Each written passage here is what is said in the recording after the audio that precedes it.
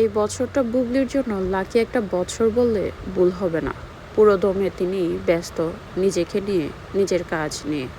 Cinema মুক্তি পাচ্ছে ঈদে, সেটা নিয়ে দুর্দান্ত সব রেসপন্স পাচ্ছেন সিয়াম বুবলি। অন্যদিকে নিজেকে প্রফেশনাল হিসেবে উপস্থাপন করছেন বুবলির সব জায়গায়, কখনো শোতে, কখনো ফটোশ্যুটে, কিংবা নিজের সিনেমা প্রমোশনে। বছরের শুরু থেকে বুবলি যে হারে চমক দেখানো শুরু করেছে, বোঝাই যাচ্ছে এই বছরটা বুবলির জন্য লাকি একটা বছর হতে চলেছে। শাকিব খান ছাড়া এই বছরে নিজেকে অনেকটাই মেলে ধরেছেন বুবলি নিজের যোগ্যতা কিংবা নিজের প্রতিভা দ্বারা।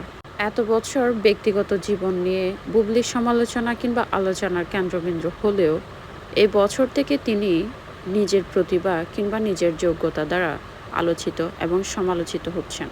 হয়তো এটা চলমান থাকবে যদি বুবলি নিজের ব্যক্তিত্ব কিংবা শাকিব খানকে নিয়ে আর কোনো ধরনের প্রশ্নের উত্তর না দেয়, কিংবা ব্যক্তি জীবনের কোনো ইতিহাস কিংবা রচনা অপু বিশ্বাসের মতো বিভিন্ন শো কিংবা সিনেমা প্রমোশনের ক্ষেত্রে ব্যবহার না করেন।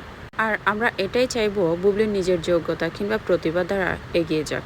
কোনো ধরনের কারোর নাম ব্যবহার করে কিংবা ব্যক্তিগত জীবনের ইতিহাস না বলে বরং নিজের যোগ্যতায় নিজে যা করছেন সেটা আমাদের সকলের সামনে বলুক এবং সেভাবে নিজেকে এগিয়ে নিয়ে যাক বুবলি। বুবলির জায়গায় অন্য কোনো নায়িকা হলে এতদিনে হয়তো উনি ইন্ডাস্ট্রি থেকে অনেক দূরে হারিয়ে যেতেন, কিন্তু বুবলির শুরু থেকে স্ট্রাগল করছেন, নিজের সাথে নিজে লড়াই করছেন এবং ইন্ডাস্ট্রির সিন্ডিকেটের বিরুদ্ধে লড়াই করেছেন।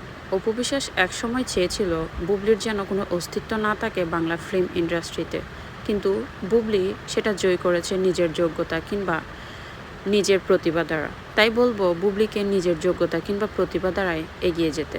অপু বিশ্বাস কিংবা শাকিব খান কারোর নাম নিয়ে নয়, বরং নিজের যা আছে, যতটুকু যোগ্যতা আছে সেটা দিয়ে তিনি নিজের কেরিয়ারকে এভাবে সুন্দরভাবে চালিয়ে নিয়ে যাক, এটাই প্রত্যাশা।